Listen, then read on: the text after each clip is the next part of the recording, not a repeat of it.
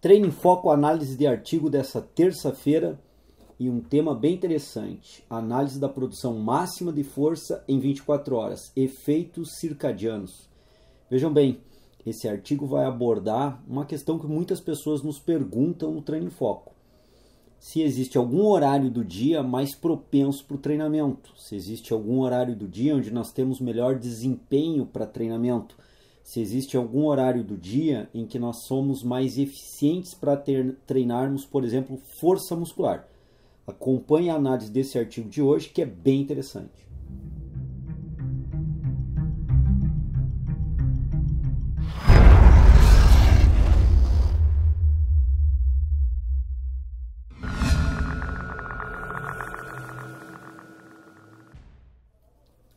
Bem, pessoal, como eu já fiz na chamada, relatei na chamada, esse artigo é bem interessante porque ele trata uma pergunta bastante recorrente no Treino em Foco sobre questões sobre qual seria o melhor horário mais propenso para nós treinarmos.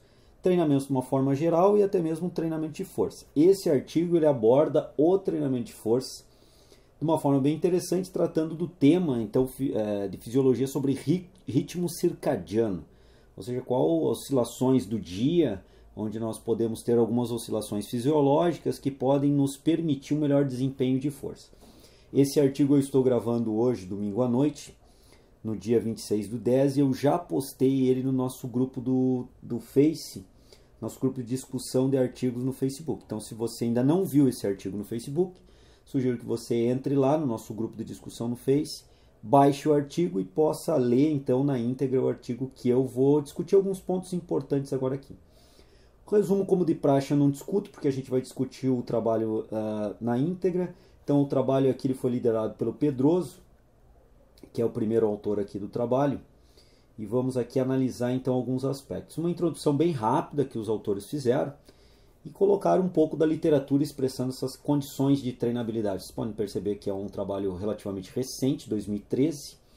E uma parte que eu salientei aqui da introdução é a seguinte: havendo também especulações acerca do efeito do horário da realização do exercício sobre esta variável.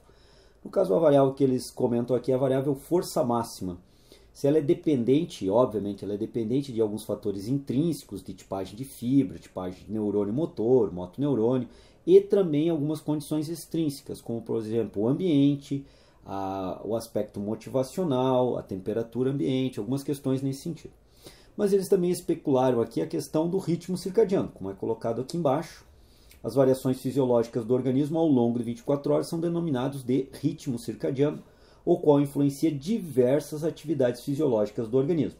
E aqui eu saliento que teve uma atividade fisiológica do organismo observada por eles, que teve uma relação muito forte com o horário de predisposição à força, que eu vou apresentar depois nos resultados. E vejam bem, impactando diretamente na performance. No caso aqui, a performance retratada é a performance de força. Força extrema, não força de 1RM, que nós vamos ver na sequência, mas uma força extrema. E eles fecham aqui a introdução colocando o seguinte: a variabilidade da capacidade de produção de força muscular ao longo de 24 horas, que foi o estudado no artigo aqui em questão, tem sido associado à variabilidade da temperatura corporal. E eles estudaram essa variável e buscaram verificar a associação dessa variável, temperatura corporal, em diferentes horários do dia, rodando um ciclo de 24 horas, e comparar com diferentes momentos de mensuração de força rodando nesse ciclo de 24 horas. Capaz de influir em variáveis neuroendócrinas determinantes da função muscular. No caso aqui, determinantes da função muscular, obviamente aqui focado na força muscular dos indivíduos. E aí, como de praxe, em todo e qualquer artigo, eles fecham o artigo com o objetivo principal do trabalho. Portanto, o objetivo do presente estudo foi verificar os efeitos da variação circadiana sobre a capacidade de produção de torque, e aqui vocês vão entender por que o termo torque, porque eles mediram força com medida de torque em Newton-metro e depois correlacionaram e relativizaram esse Newton-metro para o peso, massa corporal dos indivíduos, como nós vamos ver logo já na sequência na metodologia do trabalho. Mas a medida de força obtida aqui foi uma medida de torque, não quilograma, como nós já estamos acostumados em ver alguns artigos que eu já postei aqui no nosso grupo do Face, já apresentei aqui no nosso site, que normalmente a medida de força é feita por uma medida de 1 RM, uma força dinâmica. Aqui a força foi a isocinética e foi medida, obviamente, no aparelho isocinético e por isso que foi contabilizado ou quantificado essa força em forma de torque. Agora na metodologia a gente vai ver um pouco melhor. Voltando aqui então para o objetivo do presente estudo foi verificar os efeitos da variação circadiana, ou seja, as variações que ocorrem ao longo de 24 horas, um ciclo de 24 horas, sobre a capacidade de produção de torque, entenda-se aqui força, portanto, em homens fisicamente ativos no período de, obviamente, 24 horas.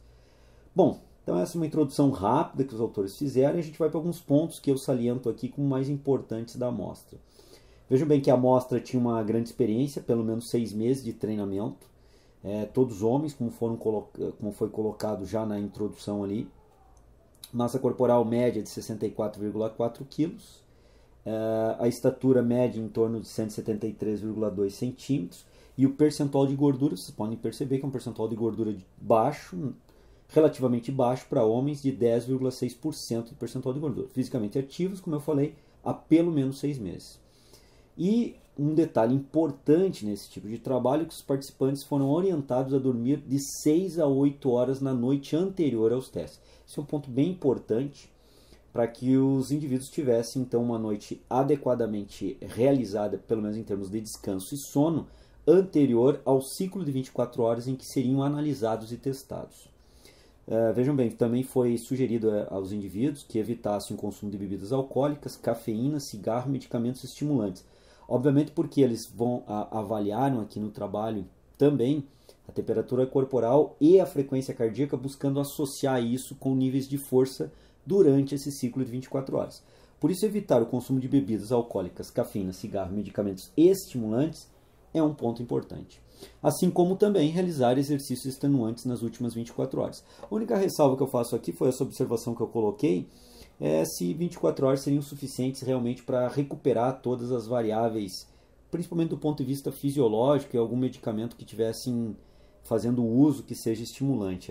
O questionamento que eu faria é se 24 horas são realmente suficientes, um intervalo de tempo suficiente para completa recuperação do ponto de vista fisiológico após treinamento e também minimização de algum efeito de alguma droga estimulante. Bom, esse é um detalhe aqui da metodologia para ser analisado, que vocês obviamente irão pegar esse artigo, irão ler com detalhe ele e irão fazer a análise de vocês para cruzar com a minha análise aqui. Eles fizeram aqui um questionário para identificar qual é o ritmo de desempenho do indivíduo. Vejam bem, inicialmente, além de responder a uma detalhada anamnese relativa a antecedentes clínicos, isso é um ponto bem importante, até para inclusão e exclusão do indivíduo na amostra, para estratificação de risco de eventos coronarianos, os participantes também responderam ao questionário de matutinidade e vespertinidade de Olney e Westberg, adaptado para o Brasil por Benedito Silva. Vejam bem, aqui que eles tentaram identificar qual era o padrão, se esses indivíduos, a princípio, pelo questionário, tinham um padrão de melhor desempenho matutino, vespertino ou noturno, em função da verificação através desse questionário. Para a identificação, como se coloca aqui, pelo cronotipo, qual é o momento, no ciclo de 24 horas, de melhor desempenho dos indivíduos. E vejam bem, tendo sido observado o cronotipo intermediário para todos os participantes. Esse cronotipo intermediário se mostra que os indivíduos não tinham uma predisposição, a princípio, mais adequada ou maior para o horário vespertino ou matutino, ou até mesmo noturno. Eles colocam aqui também que o cálculo da equação do percentual de gordura foi feito pela equação de Jackson e Pollock, e isso, obviamente, aqui para transformação em densidade corporal. Essa equação transforma dobras cutâneas em densidade corporal, e Siri transforma a densidade corporal em percentual de gordura. São duas equações extremamente utilizadas, validadas para a população brasileira, tudo ok nesse ponto. Fizeram um questionário, portanto, para levantar qual era, a princípio, o ponto de melhor predisposição e esforço dos indivíduos. Não foi verificado pelo cronotipo aqui intermediário nenhum momento de maior predisposição. Isso é bom para um início de trabalho. E eles também colocam aqui que a alimentação foi controlada tanto do ponto de vista qualitativo quanto quantitativo através de uma nutricionista. Isso é um ponto importante, já que os indivíduos ficaram, vamos dizer aí, entre aspas, enclausurados durante 24 horas do dia para se fazer esse experimento. Do ponto de vista metodológico, isso se torna um experimento difícil de ser executado, para se manter uma amostra 24 horas do dia sendo monitorada em ambiente específico e com alimentações controladas tanto do ponto de vista quantitativo quanto qualitativo. Eles não descrevem aqui em maiores detalhes quais são os critérios qualitativos e quantitativos da dieta consumida por esses indivíduos no ciclo de 24 horas. Um pico de torque concêntrico dos grupos musculares extensores e flexores do joelho e cotovelo foi mensurado ao longo de 24 horas. Então, esse pico de torque através de uma máquina isocinética, como está descrito aqui, foi feito nos horários de 20 horas, 24 horas, 4 horas da manhã, 8 horas, 12 e 16 horas. Então, esse foi um ciclo de 24 horas que foram analisados, começando a mensuração de ciclo às 20 horas, ou seja, 8 horas da noite, e a cada 4 horas, como a gente percebe aqui, eles foram feitas, então, mensurações de força isocinética dos indivíduos, na extensão e flexão do joelho e extensão e flexão do cotovelo. O valor, então, é registrado em Newton-metro, e este valor foi registrado na razão pelo torque por cada massa corporal do indivíduo, ou seja, foi dividido pelo quilograma dos indivíduos. Então, nós vamos ter uma unidade de medida em Newton-metro por quilo dos indivíduos. Para cada 1 quilo, quantos Newton-metros eles desenvolveram? Para flexionar o cotovelo, para estender o cotovelo, para flexionar o joelho e para estender o joelho num aparelho isocinético. Aqui eu chamo a atenção que foi bem descrito o posicionamento no aparelho, a parte de como foram testados, foi feito somente no membro dominante, possibilitando, por exemplo, aqui movimentos na articulação de interesse em somente 1 grau de liberdade, ou seja, eles fixaram e estabilizaram muito bem o indivíduo para se fazer tanto o teste de flexão e extensão do joelho, quanto o teste de flexão e extensão do cotovelo. Então, no meu entendimento, aqui foi muito bem padronizado e descrito, deu para entender bem aqui, a estratégia de protocolar de execução do exercício. Lembrando que foi unilateral o exercício em membro dominante. Aqui eles descrevem o protocolo que eles seguiram. Vejam bem, foi o protocolo de uma série de 8 repetições de aquecimento. Após uma série de 8 repetições de aquecimento, eles deram 3 minutos de intervalo e fizeram o teste de força propriamente dito, onde os indivíduos tinham que realizar 3 repetições máximas concêntricas na velocidade de 60 metros por segundo. Essa velocidade foi de aquecimento e foi mantida depois para o teste. Como eu disse, após 3 minutos de intervalo, foi realizada 3 séries de repetições máximas, contração concêntrica na mesma velocidade do aquecimento, como eu havia descrito aqui para vocês. Bom, então são testes isocinéticos, mas testes de força isocinético. Eles também, vejam bem, eles controlaram ou mensuraram a temperatura corporal e a frequência cardíaca na tentativa, principalmente essas duas variáveis, de cruzar com os níveis de força, e foi o que eles realizaram no trabalho. Os participantes da pesquisa foi destinado um local no laboratório para permanência durante todo o período da coleta de torque. Todo o período da coleta de torque, lê-se aqui 24 horas de trabalho. Aqui eles descrevem alguns procedimentos para a medida da temperatura corporal e frequência cardíaca de repouso. Foram tomados vários cuidados para ter uma aferição com precisão dessas duas variáveis, temperatura corporal e frequência cardíaca. E aqui eles montaram uma figura representando aqui os momentos de torque, às 20, 24, 4 horas, 8 horas, 12 e 16 horas, e os momentos das refeições antecedendo 2 horas aos momentos do teste. Então, vocês podem perceber que o primeiro teste foi realizado às 20 horas, foi feita uma refeição, portanto, às 18 horas. O teste que foi realizado de torque em flexão e extensão do cotovelo e flexão e extensão do joelho foi realizado às 24 horas, à meia-noite foi feita então uma refeição às 22 horas. Então todas as refeições foram feitas com 2 horas antecedendo ao momento do teste. A análise estatística que me pareceu também bastante adequada ao trabalho, fizeram uma testagem da normalidade dos dados pelo Shapiro-Wilk, e os dados que foram determinados normalidade nos dados foi testado através da nova Way, um teste estatístico paramétrico, e para aquelas variáveis que não foram encontrada normalização dos dados, foi utilizado um teste não paramétrico para a análise dos dados. Então me pareceu aqui também bem tranquilo.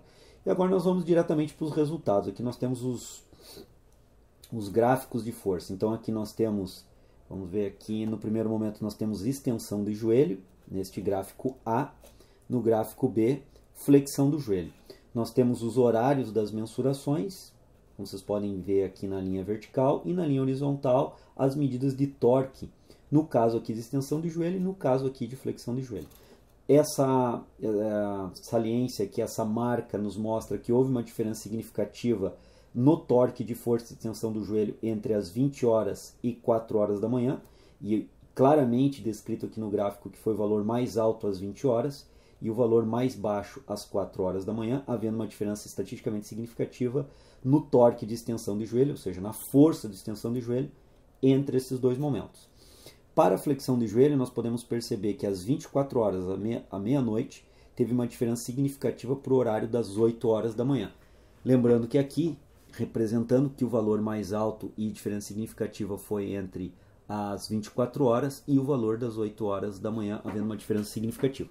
Então a gente pode perceber aqui que no horário da madrugada e no início da manhã foram valores mais baixos e no horário do começo da noite até aproximadamente meia-noite, podem ver aqui 20 horas aqui também foi um valor alto, a gente pode perceber que foram os valores mais altos de torque isocinético de flexão e extensão do joelho, e nos horários da madrugada, começo da manhã, foram os horários de menor valores de torque mensurados na amostra.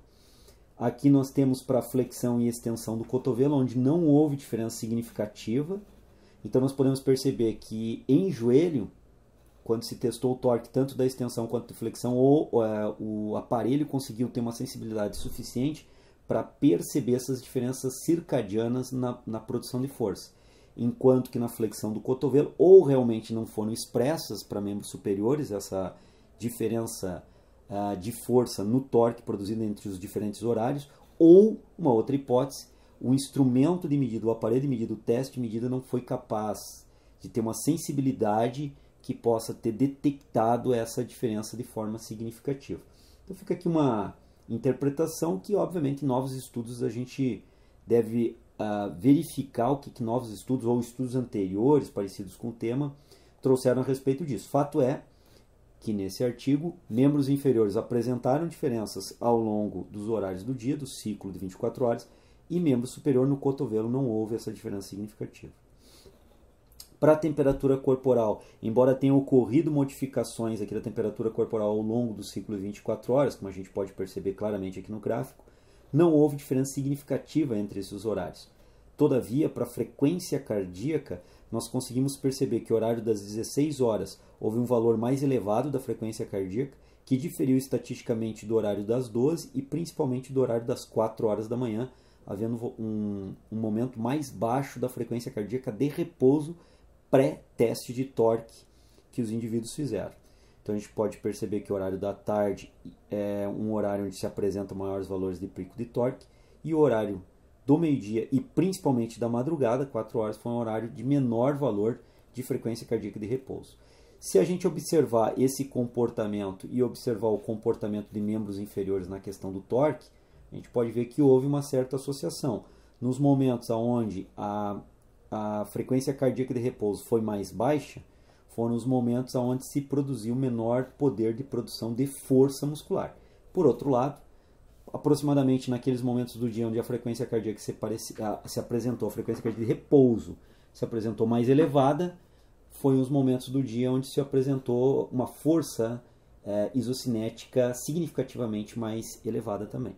Então houve nesse sentido uma certa correlação. Os autores aqui na discussão comentam sobre isso, levantam alguns aspectos do porquê que poderia fisiologicamente estar ocorrendo isso, mostram que o trabalho dos autores aqui em questão está de acordo com alguns outros trabalhos da literatura, que também haviam apontado que os horários da madrugada são horários, e no começo da manhã são horários onde os níveis de força, a princípio, são menores, e no horário da tarde, são horários, no começo da noite, são horários onde, a princípio, também os níveis de força são maiores devido ao ritmo circadiano. E aí eles colocam aqui, por exemplo, essa citação: talvez essa relação possa ser justificada por uma facilitação na condução neural em direção ao músculo ativo, decorrente do aumento da temperatura neural. Como eles encontraram aumento da temperatura casualmente naqueles momentos onde houve maior produção de força, eles levantam aqui uma hipótese que talvez, devido a esse aumento da temperatura, a condução do motoneurônio possa ter tido alguma influência positiva e aumentado talvez aí a capacidade de força dos indivíduos. É uma hipótese que os autores trabalho. Citando aqui um outro autor, Deschines, eles colocam que sugerem também que, além da modificação nos padrões da condução nervosa, como foi citado aqui em cima, a participação de maior unidades motoras durante a ação muscular máxima em temperaturas corporais mais elevadas. Então, na verdade, são duas hipóteses aqui que os autores levantam, que, como houve essa associação com uma certa relação com temperatura corporal e frequência cardíaca, principalmente com a temperatura corporal, eles colocam que, além da melhor condução nervosa, também aí talvez um melhor recrutamento de unidades motoras e melhor participação das unidades motoras possa ter feito ocorrer naqueles horários em específicos, da tarde e começo da noite, os melhores horários para a produção de força, pelo menos na amostra, no estudo em questão. E um desfecho da discussão aqui do trabalho que eu achei bem interessante está nesse parágrafo. Os achados do presente estudo indicam que, embora não tenham sido encontradas diferenças significativas entre a maior parte das variáveis de força muscular máxima, embora para membros inferiores no joelho a gente viu que tenha ocorrido, para membros superiores que não, registrados ao longo de 24 horas, e se eles querem retratar que nem todos os horários de 4 em 4 horas houveram diferença em alguns desses horários e para membros inferiores. Veja bem, técnicos e atletas devem considerar o melhor horário do dia para realizarem treinamentos que envolvam direta ou indiretamente força muscular. A escolha do momento de maior temperatura temperatura corporal aqui no caso, pode potencializar modificações positivas do sistema neuromuscular, aprimorando o desempenho pretendido, no caso aqui, obviamente, o desempenho pretendido em força. Mais estudos devem ser realizados empregando técnicas mais sensíveis, por isso a questão dos membros superiores. Será que não foi o instrumento que não foi sensível o suficiente para a identificação das diferenças ou porque elas realmente não ocorreram? Então, empregando técnicas mais sensíveis de análise do padrão de funcionamento neuromuscular, assim como parâmetros neuroendócrinos que não foram estudados nesse presente estudo, que regem modificações desse sistema durante o exercício. Então, achei bem interessante esse parágrafo como finalização da discussão, porque eles colocam todas as questões do trabalho, eles fazem a discussão pautando aqui no que eles encontraram. Achei um trabalho bem simples, bem pontual, mas bem executado. E por isso que eu postei também no nosso grupo lá do Face. E estou fazendo hoje na segunda-feira essa análise de artigo em cima desse trabalho. Como eu disse antes, conduzido aí pelo Pedroso. Está aqui um trabalho de 2013, portanto recente. Análise da produção máxima de força muscular em 24 horas. Efeitos circadianos, das variações fisiológicas ao longo de um ciclo de 24 horas. Vale ressaltar que, embora o resultado desse trabalho seja a identificação de que horários à tarde, no começo da noite, sejam os horários de melhor resposta, a princípio, pelo menos dessa amostra, uma melhor resposta ao treinamento de força, desempenho de força, vale salientar que isso pode ser modificado com o cotidiano do treino. Ou seja, se o indivíduo passa a treinar nos horários da manhã, vamos imaginar às 7 horas da manhã, por uma questão social de trabalho, ele não pode treinar num horário que a princípio ele teria melhores condições de treinamento, ele passa a treinar, digamos, às 7 horas da manhã. Esse horário das 7 horas da manhã passará, ao longo do tempo, com adaptações, passará a ser um horário que ele terá uma predisposição mais significativa também ao treinamento. Ou seja, esse ritmo circadiano ele pode ser modulável, treinável até um certo ponto, pelo treinamento sistemático num horário em específico. Portanto, o exemplo das 7 horas da manhã sistematicamente sendo treinado, ao longo do tempo a tendência é que esse indivíduo se adapte a treinar nesse horário e passe a ter um desempenho positivo, significativo nesse horário de treino, modificando até um certo ponto um ritmo circadiano que não era favorável a esse horário. Mas a princípio, os estudos citados na revisão de literatura desse trabalho e as próprias conclusões do trabalho aqui em questão que nós analisamos hoje, mostram que horários à tarde e no começo da noite são os horários mais propícios para desempenho de força, ao menos nos estudos que estão nessa revisão de literatura, boa parte dos estudos da revisão de literatura e aos próprios dados desse trabalho de 2013, conduzido aí por Pedroso. É isso, pessoal. Então eu fiz aqui uma análise de artigo de hoje, já está postado no nosso grupo do Face. Gostaria que vocês fossem até o Face e fizessem, então, baixassem esse artigo e lessem, porque aqui eu apenas comentei alguns detalhes para fomentar a curiosidade científica de vocês e que fossem realmente buscar esse trabalho por uma leitura mais criteriosa, uma leitura mais interpretativa dos resultados dessa pesquisa, onde eu tentei trazer alguns pontos aqui, como de sempre, para que se fizesse um primeiro ponto de partida de análise do artigo. O Treino em Foco Análise de Artigo de hoje se despede. Um grande abraço para vocês. Muito obrigado pro pessoal que está divulgando o Treino em Foco aí nas mídias sociais, contribuindo para que o Treino em Foco se torne mais conhecido e mais pessoas também tenham acesso às informações que nós passamos diariamente, semanalmente aqui no Treino em Foco. Um grande abraço, muito obrigado aos seguidores do Treino em Foco e até amanhã no Treino em Foco Fisiologia da Corrida. Um grande abraço. Até mais. Para a terceira série, aqui foi 4,1 repetições máximas e aqui foi 3,3 repetições máximas, com alongamento. Então, já houve uma diferença significativa nessa terceira série, entre quando os indivíduos não alongavam e quando os indivíduos alongavam entre as séries. Notadamente, uma produção menor de repetições máximas